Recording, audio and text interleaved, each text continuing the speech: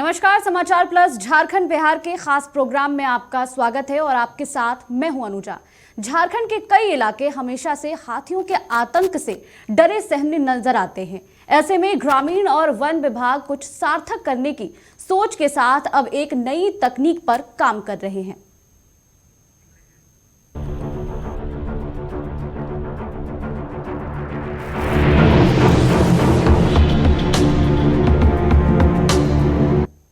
चौकीदार का काम होता है रक्षा करना और यहाँ पर जंगल के चौकीदार के रूप में एक ऐसा सिस्टम है जो हाथियों को ग्रामीणों से दूर भी रखेगा और इन्हें अलर्ट भी करता रहेगा। हाथियों का आतंक बना आफत। चाईबासा और सारंडा जोन है सबसे ज्यादा प्रभावित। वन विभाग की अनोखी पहल। नई तकनीक से हाथियों के आतंक से मिलेगी राहत। अब ग्रामीण इलाकों में लगेंगे एनाइडर। ग्रामीण अब पहले से हो जाएंगे अलर्ट। एनाइडर सिस्टम से हाथियों से ग्रामीण हो जाएंगे अलर्ट। ये अब जो अलार्म सुन रहे हैं ये कोई मामूली अलार्म नहीं है, ये एलाइडर सिस्टम है। आखिर ये एलाइडर सिस्टम है क्या, इसकी कहानी भी मैं आपको बताऊंगा। पहले चलते हैं ये एलाइडर सिस्टम की जानकारी लेने के लिए।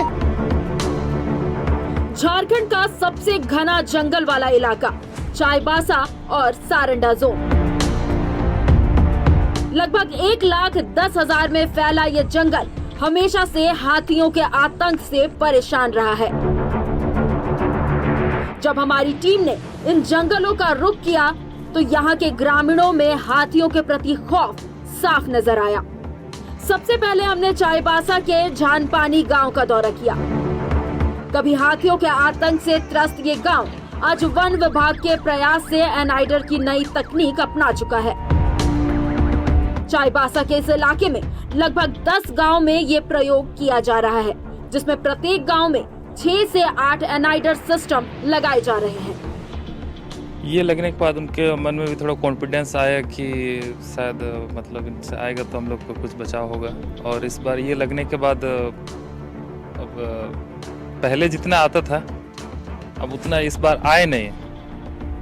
एक बार आए थे तो बस मतलब बगल से निकल गए थे, तो जो वो आगे वाला है वो मतलब काम करता है।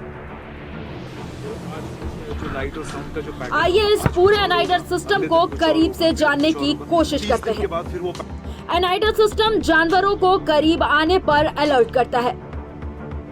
ये सिस्टम इंफ्रारेड सेंसर तकनीक का प्रयोग करता है। एनाइडर सिस्टम एक्टिव और पैसिव प्रणाली से काम करता है। एक्टिव सिस्टम में रिसीवर और एमिटर दोनों का प्रयोग होता है और ये एक सीमित दायरे तक ही काम कर पाता है। दूसरी तरफ पैसिव सिस्टम एक सिंगल पोल सिस्टम है, जिसमें इसके 30 मीटर की रेंज में अलर्ट सिग्नल शुरू हो जाते हैं।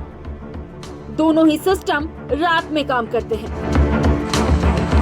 थोड़ी दूर जाने के बाद हमारा कारवां सारंडा जोन के लेपांग गांव पहुंचा। इस गांव में भी कई ऐसे घर थे जिसे हाथियों ने बर्बाद किया था। वन विभाग ने इस गांव में भी एनाइडर सिस्टम चालू किया है। ये एनाइडर सिस्टम हुआ, जैसे इसका फुल फॉर्म है animal intrusion detection and repellent system.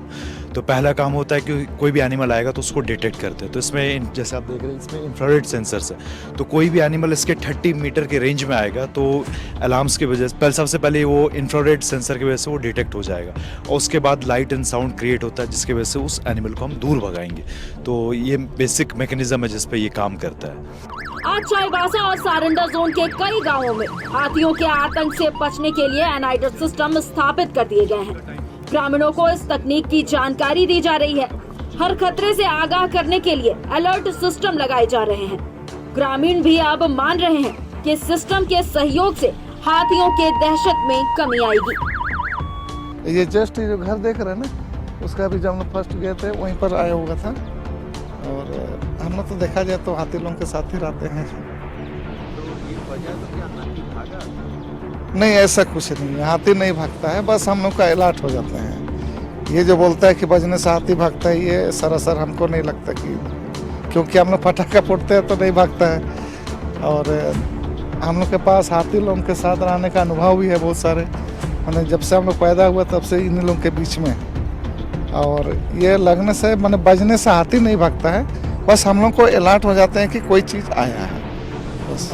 भरोसा मतलब ये उन लोग के एक तरह से अलार्म हो जाता है, तो अलार्म हो जाता है तो वो लोग एक्टिव हो जाता है। पहले क्या होता था कि उन लोग जैसे सोए रहते हैं तो अचानक हाथी आके अचानक दीवार में हमला कर देते हैं, तो उन लोग को सोचने समझने में टाइम लग जाता है। तो अभी क्या होता था कि उन लोग को समय मिल जाता है तो एक्टिव हो जाता है। एक्टिव होने के बाद अगल बगल सबको एकजुट करते हैं, तो एकजुट करने के बाद हाथी भी थोड़ा शोरगुल सुन के साइड हो जाते हैं। ये लगाने के बाद से आप देखेंगे कि यहाँ पे इंसिडेंसेस काफ़ी कम हो गए। जो हमारे पास भी जो डेटा बुक है तो जिसमें रिकॉर्ड करते हैं जितने भी इंसिडेंसेस हुए हैं ह्यूमन लाइफ के लॉस के, तो वो कम हुए हैं। और गांव वाले से भी इंटरेक्ट करने के बाद पता चला तो ये काफ़ी यूज़फुल था। और जो भी दिक्कतें हुई हैं तो उसको फर्दर और भी आने वाले, अभी 3 किलोमीटर टोटल लगा हुआ है पूरे डिवीज़न में, और 7 किलोमीटर कवर करेंगे। तो उसमें जो भी यहाँ पे दिक्कतें हुई हैं तो ये पैसिव बेस्ड है, तो एक्टिव से ज़्यादा बेटर हम लोग के मुताबिक पैसिव बेस्ड एनाइडर्स है। तो हम लोग फर्दर 7 किलोमीटर में केवल पैसिव बेस्ड एनाइडर को ही यूज करेंगे। झारखंड का विशाल जंगल जोन हमेशा से कई जंगली जानवरों के खतरों से जूझता रहा है। ऐसे में अक्सर कई इलाकों में जान माल के नुकसान की खबरें भी आती है। एनाइडर जैसी नई तकनीक के माध्यम से अब वन विभाग इन समस्याओं से लड़ने की तैयारी कर रहा है। आमतौर पे आदमी और हाथी के बीच में द्वंद्व देखा जाता है, लेकिन एलाइडर सिस्टम लगने के बाद वन विभाग ने एक अच्छी पहल की है। इसके बाद से ग्रामीणों के बीच में एक विश्वास है कि हाथी अब उनके घर तक नहीं पहुंचेगी। कैमरा पर्सन प्रशांत मित्रा के साथ संजीव सिन्हा, लपांग, चाईबासा।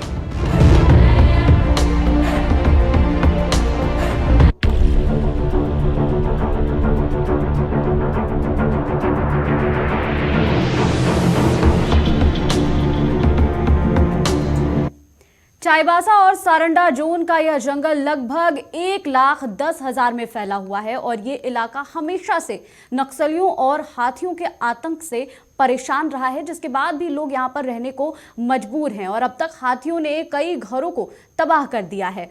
इस मुद्दे पर ज्यादा बातचीत करने के लिए हमारे साथ रांची डीएफओ श्रीकांत वर्मा जुड़ रहे हैं।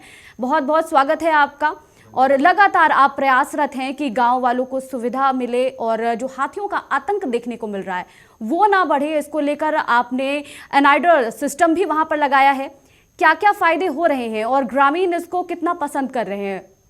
जैसा आपने अभी तुरंत देखा, जिसमें जो फील्ड से ही रिपोर्टिंग हो रही थी, उसमें मैंने देखा कि अंशुमन जी हैं जो प्रोफेशनल हैं, उन्होंने बताया कि काफ़ी अच्छे रिजल्ट्स आए हैं।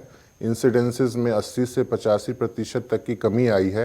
ग्रामीण भी इस संबंध में वो प्रमाणित कर रहे थे कि हाँ, इंसिडेंसेस कम हुए हैं, हमें अलर्ट मिल जाता है तो हम सतर्क हो जाते हैं।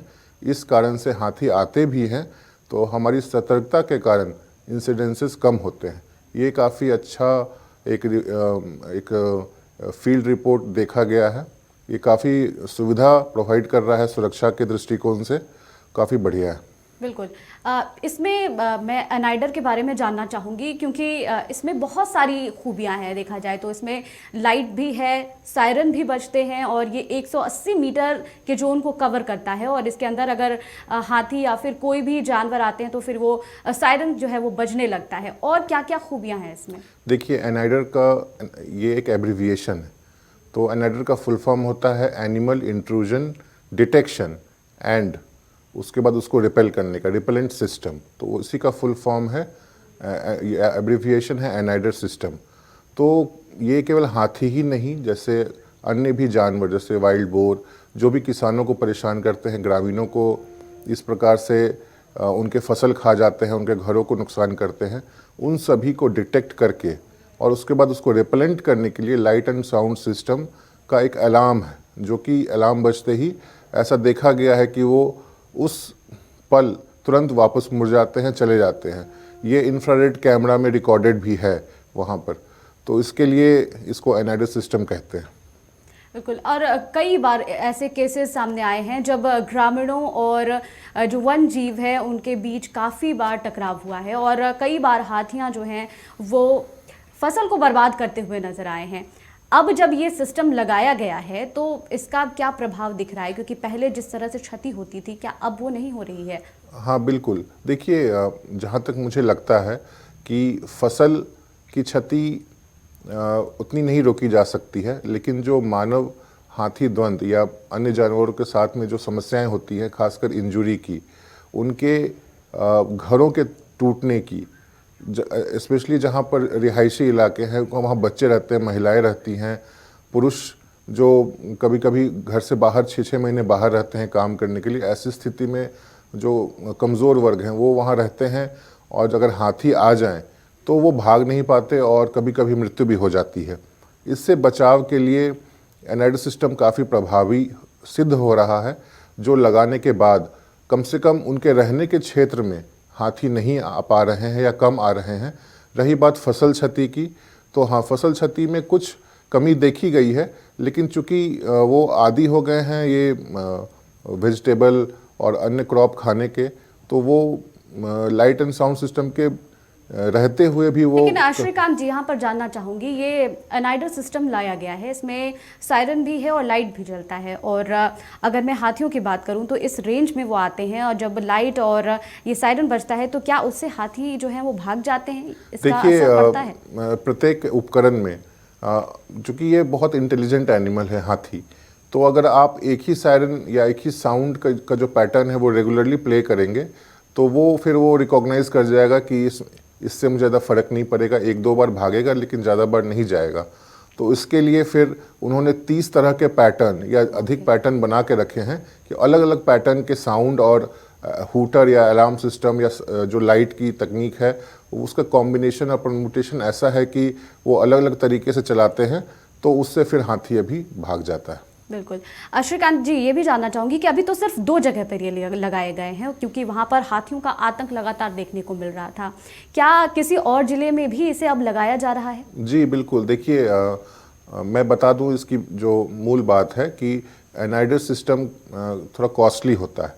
तो जैसे बहुत जगह माइंस है, खासकर सरंडा चाईबासा के क्षेत्र में, तो वहाँ पर जैसे टाटा रुंगटा इनकी माइंस है, तो वन्य प्राणी संरक्षण की योजना पारित करा के इनसे फंडिंग ज़्यादातर ली जाती है, और वो as a corporate environment responsibility और वन्य प्राणी संरक्षण के लिए, क्योंकि माइंस ऑपरेट करने के कारण वन्य प्राणी के हैबिटाट का फ्रेगमेंटेशन होता है, तो उसके लिए उनको ये कार्य करना पड़ता है, उनके पर्यावरण स्वीकृति में शर्त होती है, तो वो कर रहे हैं और वो उसको फंड कर रहे हैं, जिसका रिजल्ट अभी आपको देखने को मिल रहा है।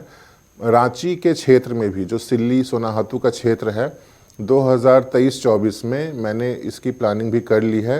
उसके लिए भी हमने बहुत सारे प्रोजेक्ट्स जैसे लीनियर इंफ्रास्ट्रक्चर में रोड ट्रांसमिशन, इन सब से भी हमने फंड, वाइल्ड लाइफ फंड इकट्ठा कर लिया है, जो अगले साल के कार्य योजना में वह अनुपालित होगा, वो कार्य होंगे, और इसके लिए अभी सिल्ली में भी ये मॉडल आपको उतरता हुआ दिखेगा। अगर बात करूं मैं झारखंड की, तो झारखंड में फिलहाल 2 जिलों में है, उत्तराखंड में भी इसे लगाया गया है। क्या मतलब पर्पस रहा कि इस सिस्टम को यहाँ पर लेके आएं और इसका ज़्यादा असर यहाँ पर दिखे? क्या वहीं से इंस्पायर होके इसे यहाँ पर लाया गया है झारखंड में? देखिए, महाराष्ट्र, कर्नाटक और उत्तराखंड ये सब वन्य प्राणी के लिए काफ़ी पॉपुलर हैं, टूरिस्ट डेस्टिनेशंस हैं, काफ़ी लोग जाते हैं, और वहाँ पर काफ़ी सजग होकर, सक्रिय होकर इन तकनीक को अपनाया गया और वहाँ पर रिजल्ट दिखाई दिए। तो वो जो इनोवेशन वहाँ हुआ, उसको हमने वहाँ से बातचीत करके, जो उन्होंने जिन्होंने उसमें सक्रिय भूमिका निभाई थी, जिन ऑफिसर्स ने, जिन इनोवेटर्स ने, उनसे बात करके पिछले 2-3 साल में हमने उसको यहाँ भी अडॉप्ट करने की कोशिश की है, और अभी जो माइनिंग क्षेत्र है, खासकर सिंहभूम के, वहाँ पर आपको इसका रिजल्ट देखने को मिल रहा है। बिल्कुल। और लगातार वन विभाग की तरफ से कई बार और भी कई सिस्टम लाए गए हैं और हमेशा ग्रामीणों की मदद की जा रही है। अब इसका असर जो है ग्रामीणों पर भी दिख रहा है। लगातार वो बोल रहे हैं कि पहले जो फसल की क्षति होती थी वो नहीं हो रही है, और पहले जो वो हमले का डर रहता था वो नहीं हो रहा है। लेकिन और क्या कुछ ग्रामीणों के लिए किया जा रहा है? क्योंकि सिर्फ हाथियों की बात नहीं करूंगी मैं यहाँ पर, और भी जो जानवर है उनसे बचाव के लिए और क्या कुछ कदम उठाए जा रहे हैं वन विभाग की तरफ से? देखिए, वन समितियां इसमें काफ़ी वृहद पैमाने पर काम करती हैं। उनको व्यापक तौर पर हमने प्रशिक्षण दिया है, क्योंकि कोई भी विभाग में एक सीमित नंबर में वहाँ एम्प्लॉय होते हैं, फील्ड में स्टाफ होते हैं। इतनी बड़ी समस्या को अकेला विभाग नहीं कर सकता जब तक जन समुदाय को कॉन्फिडेंस में नहीं लिया जा सके। तो ये जो मशीन अभी लगाई गई है, इससे ग्रामीणों को तो स्पष्ट रूप से ये मैसेज गया कि विभाग उनके साथ में है और वह उनके साथ में खड़ा है। अब वह भी सहयोग करने को तैयार हैं। तो वन समितियों का पुनर्गठन करके और उसके बाद फिर उनको उस प्रकार की राशि उनके खाते में, जिसके सचिव वहाँ के लोकल फॉरेस्ट गार्ड होते हैं, उनके साथ समन्वय बिठाकर जो भी उनको एक्सपेंडिचर करना है, जो भी रिसोर्सेज चाहिए, किसी ग्रामीण ने रात दिन मेहनत करके हाथियों को भगाने की कोशिश की तो उनको उससे वेज बिल्कुल मिलेगा। श्रीकांत जी, कई बार ऐसे भी मामले सामने आए हैं जब ये सिस्टम नहीं लाया गया था तो उससे पहले जो गांव वाले हैं वो अपने फसल को बचाने के लिए एक कड़ी लगाते थे जिसमें करंट रहता था और जब हाथी वहां पर जाते थे तो फिर हाथी की मौत हो जाती थी। क्या अब ये सारी चीज़ें अब नहीं हो रही हैं वहाँ पर? हाँ, ये काफ़ी महत्वपूर्ण एक पहलू है इसका। इलेक्ट्रोक्यूशन के केसेस काफ़ी ज़्यादा हो रहे थे, खासकर पूरे झारखंड में। आप सिंहभूम देख लें, आप रांची देख लें, गुमला देख लें, सिमडेगा भी देख लें, यहाँ पर काफ़ी हो रहे थे। तो अभी जो एक्सपेरिमेंट है वो आपको सिंहभूम रीजन में है। ये एक तरह का एक पायलट प्रोजेक्ट है। तो वहाँ पर अब लोग चूँकि अब जान रहे हैं कि हाँ विभाग साथ में खड़ा है, तो अपने से अब वो तार खींच के नंगी तारे लगाना और उससे मतलब हाथी भी डैमेज होते हैं और उनके भी जो डोमेस्टिकेटेड पशु हैं, जो पशुपालन करते हैं, वो भी डैमेज होते हैं। तो उनको अब ये अवेयरनेस दी गई है कि अब आप इस तरह का कार्य ना करें, ये गैर कानूनी भी है और इसमें तो क्या इसको लेकर कोई कानून भी है? क्या स्ट्रिक्ट एक्शन भी इन पर लिए जाते हैं? जी हाँ, बिल्कुल। मैंने खुद ही देखा है कि बेरों के क्षेत्र में इलेक्ट्रोक्यूशन के केसेस में जो जिनकी ज़मीन होती है, जिन्होंने तार लगाए थे, जहाँ साक्ष्य मिलते हैं, वो अरेस्ट होते हैं और मिनिमम 7 साल की सज़ा है। वाइल्ड लाइफ एक्ट में, WLPA में 1972 के एक्ट में है।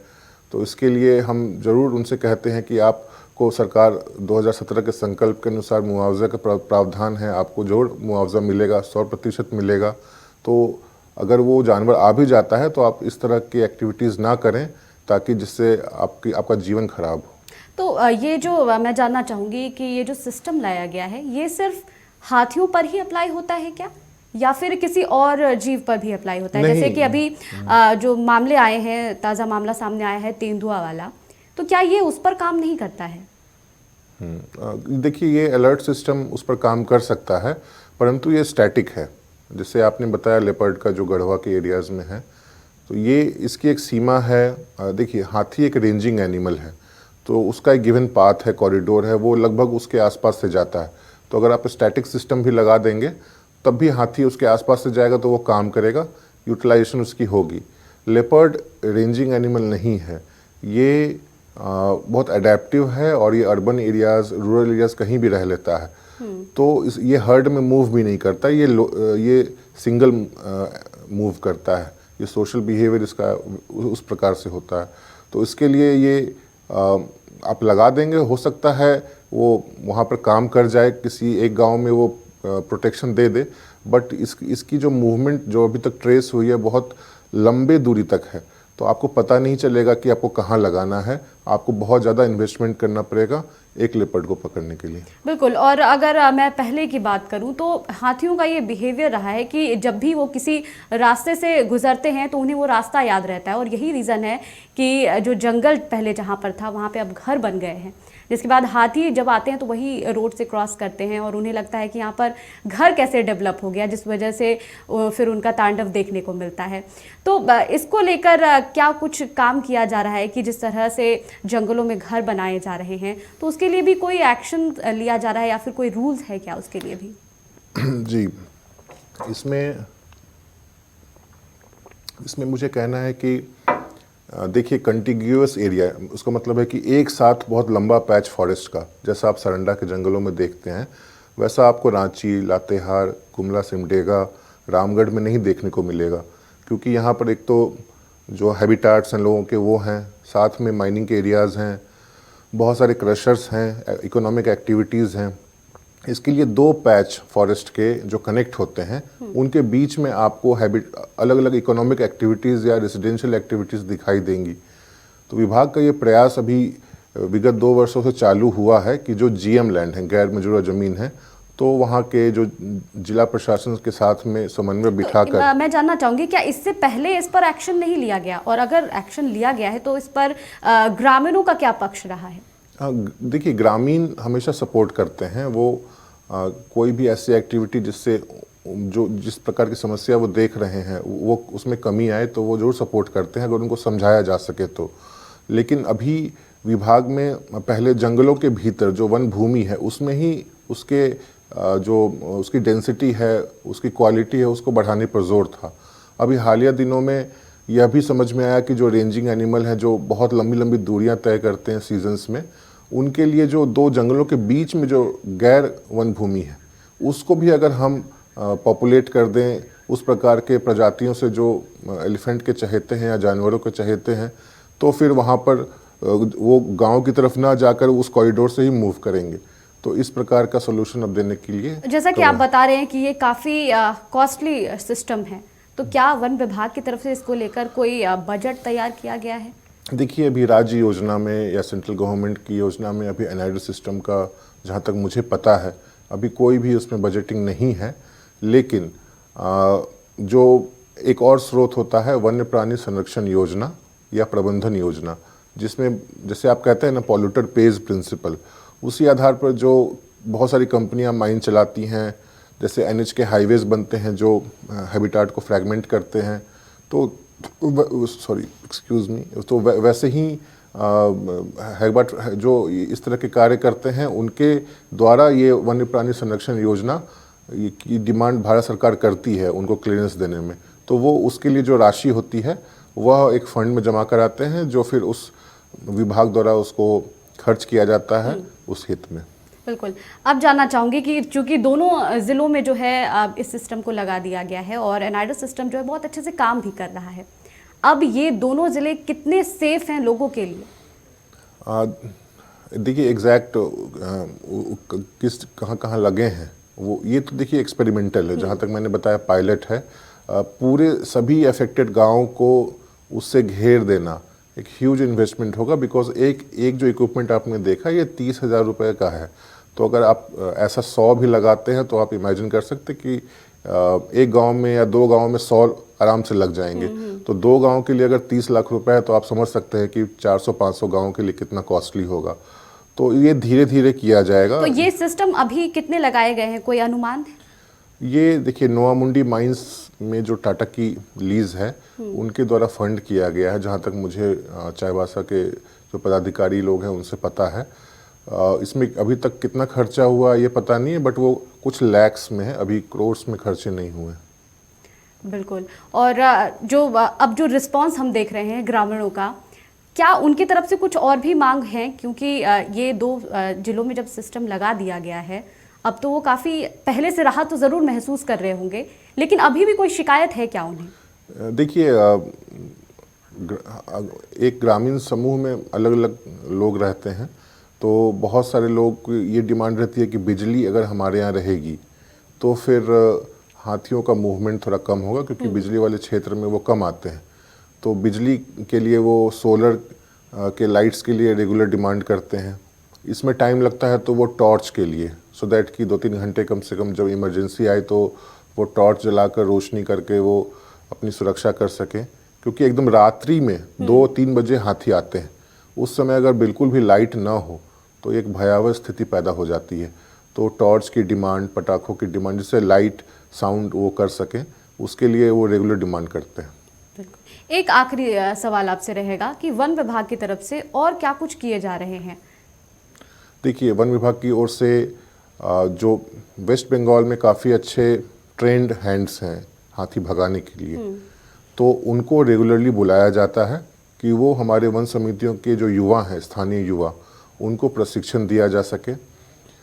दूसरा है कि हम ये कोशिश कर रहे हैं, ये काफ़ी प्रिलिमिनरी स्टेज होगा, कि जो उनकी क्षति तुरंत हो जाती है, जैसे मान लीजिए कि ठंड का सीज़न है और घर टूट जा रहे हैं, तो क्या उनको तुरंत राहत दी जा सकती है?